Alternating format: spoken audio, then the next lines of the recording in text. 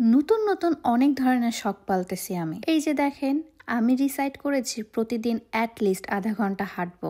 তাই বেরিয়ে পড়লাম একটু হাঁটতে এবং আজকে আপনাদের সাথেও শেয়ার করব একটা খুব সুন্দর ব্লগ। তো চলুন ব্লগটা শুরু করা যাক। আমি হাঁটতে বের হয়েছিলাম, দেন বাসায় এসেই আমি একটা হেয়ার প্যাক দিই। কি হেয়ার প্যাক সেটা তো হয়তো বা আপনারা বুঝেই গিয়েছেন কোন হেয়ার প্যাকটার কথা বলছি। জি, আমার আর্টস অফ পিয়ার সেই হেয়ার প্যাকটা। আমার আর্টস অফ পিয়ার হেয়ার প্যাকটা যারা ইউজ করেছেন তারা তো জানেনই কত ভালো একটা হেয়ার প্যাক। এবং হেয়ার প্যাকটাকে কিন্তু আমি একটু মডিফাইও করেছি।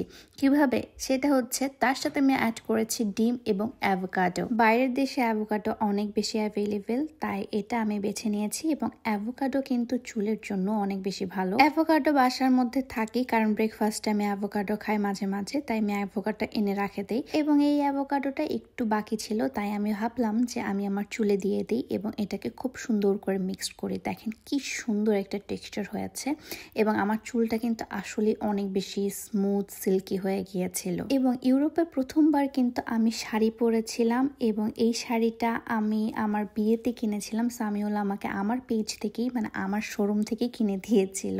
খুব সুন্দর একটা হোয়াইট কালারের শাড়ি। আমি মাত্র 2টা শাড়ি এনেছি আমার নিজের সাথে, তাই আসলে শাড়ি পরা হচ্ছে না, কিন্তু সেটারও আমি ব্যবস্থা করে নিয়েছি। আমি আমার পেজের কিছু শাড়ি তুলছি যেগুলো আপনারা আমাকে ইউরোপে পরতে দেখবেন এবং এগুলো কিন্তু একদম আমাদের নতুন কালেকশন থাকবে। আমাকে সবাই বলছিলেন, পিয়া আপু তুমি শাড়ি পরছো না কেন, শাড়ি পরছো না কেন? ভাই আমাকে একটু সেট হতে দাও, তারপর না হয় আমি আমার জালবাগুলো দেখাবো, তাই না?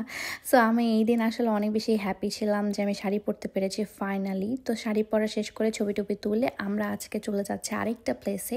আমি এই মেকআপ ভিডিওটার অলরেডি টিউটোরিয়াল করেছি, তোমরা দেখেছো হয়তো বা।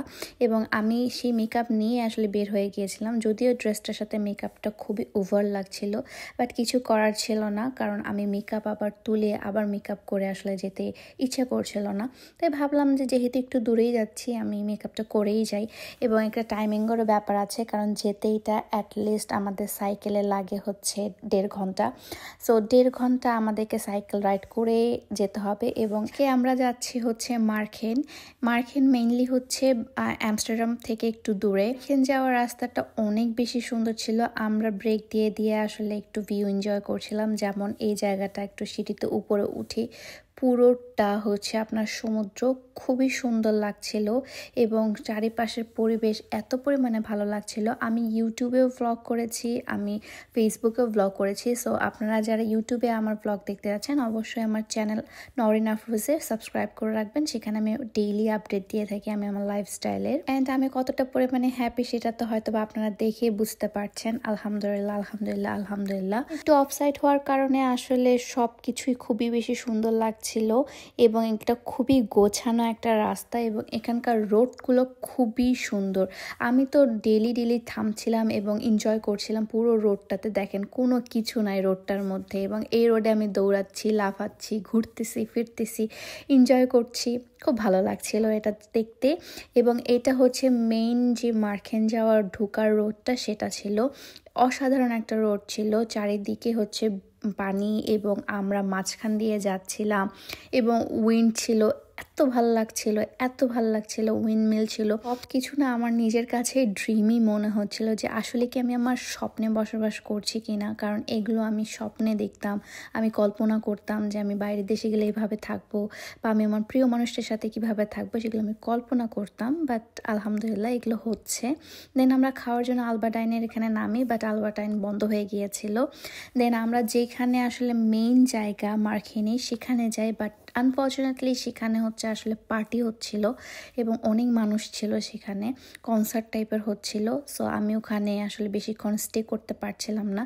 এবং আমরা এখানে হচ্ছে একটা খুব বাজে একটা কি যেন জিনিস, বিফের একটা জিনিস খাই, যদিও এটা হালাল ছিল, আপনারা কিছু কমেন্ট করবেন না। সো আমি এটা একটু মজা নিচ্ছিলাম সামিউলকে যে তুমি এটা কি চুজ করছো, কি খাচ্ছ। আমি ভাই কোথাও গেলে ফ্রেঞ্চ ফ্রাইটা আসলে সবসময় প্রিফার করি কারণ এটাতে কোনো ভেজালই থাকে না, একই রকমের থাকে সব টেস্ট। দেন একটা সুন্দর একটা কুকুর আমার কাছে আসে, তার নাম হচ্ছে চার্লি ছিল এবং এত কিউট লাগতেছিল আমার ওকে দেখতে। এবং সে এসে লিটারালি আমাকে এসে আদর করতেছিল। আমার চুলগুলো বারবার স্মেল নিচ্ছিল, আমি জানি না কেন সে এত স্মেল নিচ্ছিল আমার চুলগুলোর। এবং তার যে ওনার ছিল সেও খুব ভালো ছিল। তারপর এখানে আমি একটা খুব অদ্ভুত জিনিস দেখি, সেটা হচ্ছে ডগদের হচ্ছে বার, মানে এখানে ডগদের পানি খাওয়ানোর জন্য আলাদাভাবে সেট আপ করা আছে। এটা খুবই ভালো লেগেছে আমার।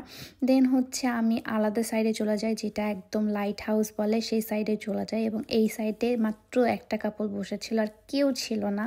এবং এখানে গিয়ে আমার খুব ভালো লাগে, কারণ এখানে একদম নীরব একটা পরিবেশ, কেউ নেই, কোনো পার্টি নেই, কোনো গ্যাঞ্জাম নেই, ভালো লাগছিল। অনেক বাতাসও যদিও ছিল, বাট ভালো লাগছিল আর কি। দেন হচ্ছে আমি এখানে কিছু ছবি ক্লিক করি এবং এটা আমাকে ফিল দিচ্ছিল কক্সবাজারের। যদিও নেদারল্যান্ডের হচ্ছে বিচ একদমই সুন্দর না, ভালো না, আসলে ভালো না। অন্যান্য কান্ট্রির বিচ অনেক বেশি সুন্দর, নেদারল্যান্ডের বিচ অত বেশি ভালো না। তারপর আমাদের শুরু হয় রোমান্টিক একটা মুহূর্ত। আমি এটা ক্যাপচার করতে চাচ্ছিলাম খুব আগে থেকে, মানে আমার বিয়ের আগে থেকে আমি এগুলো দেখতাম, ভালো লাগতো যে কাপলরা কি সুন্দর ভিডিও করে। সো আমিও এটা একটু রিক্রিয়েট করার ট্রাই করলাম এবং আমার ভালো লাগছিল। এই যে এই মুহূর্তটা আমার ফেভারিট একটা মুহূর্ত আসলেই, যে আমার প্রিয় মানুষটার সাথে সমুদ্র দেখা। সমুদ্র আমার আগে থেকে অনেক পছন্দ ছিল। তারপর জবে থেকে আমার সামিলের সাথে রিলেশন হয়েছে কক্সবাজারে গিয়ে, দেন আমার আরও বেশি সমুদ্র পছন্দ। কোনো একদিন বলবো না আমাদের লাভ স্টোরি কীভাবে শুরু হয়। তারপর হচ্ছে আমি একটু সাইকেল চালানোর ব্যর্থ চেষ্টা করি, ব্যর্থ না, আমি কিন্তু ভালো সাইকেল চালাই, আমাকে আন্ডার এস্টিমেট করবেন না। এবং এই রোডে যদি আমি সাইকেল না চালাইতে পারি তাহলে কোন রোডে পারবো বলেন? অনেক ভালো আমি সাইকেল চালাই। এবং সামিলকে আমি বলেছিলাম একটু পাওয়ারটা কমায় ফেলিও, কারণ হচ্ছে আমি না হলে পড়ে যাব। সেদিন বাসায় এসে আর কোনো ক্লিপ নেওয়া হয়নি। তারপরের দিন আমরা হচ্ছে একটু ব্রেকফাস্ট ডেটে যাই। ব্রেকফাস্টে আমরা খাই এখানে একটা রাইস বোলের টাইপের, এখানে চিকেনটা অনেক বেশি মজার ছিল। দেন হচ্ছে আমরা ব্রেকফাস্ট আরও করি, সেখানে আমি আমার একটা লেমন ম্যাঙ্গো লিচি ফ্লেভারের একটা হচ্ছে ড্রিঙ্কস নেই এবং এটা এত পরিমাণে রিফ্রেশিং এবং মজা ছিল যা বলার বাইরে। তারপর হচ্ছে সামিল আমার জন্য এরকম টোস্ট দিয়ে একটা অর্ডার করে এবং এটা আসলে আমাকেই পুরোটা খেতে বলে, কারণ এখানে অ্যাভোকাডো আছে, সে অ্যাভোকাডো তেমনভাবে খায় না। তারপর আমরা আরেক জায়গায় চলে যাই।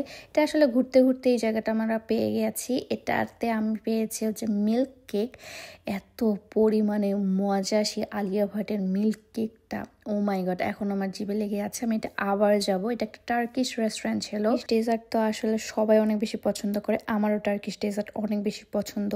তারপর হচ্ছে সামিল এই জায়গাটাতে আমাকে অনেক দিন ধরে নিয়ে আসতে চাচ্ছিল, বাট ও নাকি ওয়েটা মানে রাস্তাটা ভুলে গিয়েছিল। ফাইনালি আমরা খুঁজতে এই রাস্তাটা পেয়েছি এবং রাস্তাটা অদ্ভুত রকমের সুন্দর এবং এই রাস্তাটা যতবার আমি মানে হাঁটছিলাম, যতবার আমি সামনে যাচ্ছিলাম, ততই আমার ভালো লাগছিল। এবং এখানকার যে গাছের যে মানে গাছে যে গোছানো ভাবটা, এটা খুবই সুন্দর। এই সিনারিটা আমার অনেক বেশি পছন্দ হয়েছিল এবং মনে হচ্ছিল আমি একটা কোনো রাজপ্রাসাদে যাচ্ছি এবং এটার মধ্যেই আমার বাসা প্রসাদ আছে আমার।